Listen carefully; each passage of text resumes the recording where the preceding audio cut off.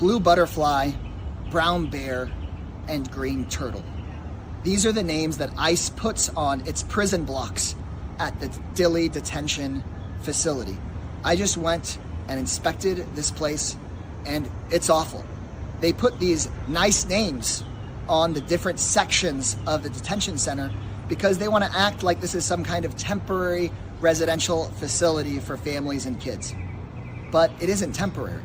I was just talking to 5-year-olds that have been inside this prison in the desert for nearly a year.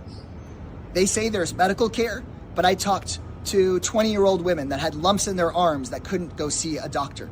They say that there's a dentist on site, but I was looking in little kids' mouths where they've had over a dozen cavities for months and they've been denied care. They say there's a school, but the high schoolers I talked to are told that they're just told to draw. Most of the teachers, quote unquote, there have no training in that, no license. They say they're going after the worst of the worst. There's not a single person in the Dilley detention facility here in Texas who has any criminal record at all. Basically, everyone is a young woman or a young child. Our tax dollars should not be going to locking up kids in this country. Donald Trump keeps saying that he's got all this money to go to war, but not for healthcare. He says he's got all this money to lock up kids. 6,200 kids have been locked up by Donald Trump since the beginning of his administration. But he says that there isn't money to help people with their child care. It's just sick.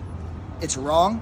And that's why I'm calling for not just the closure of Dilley, but the closure of all of these detention centers that house families. Families and kids do not belong in prisons like this. An end for for-profit prison companies in this country, and not another penny for ICE and this sort of detention. And we're going to keep on raising our voices and holding them accountable until we get there.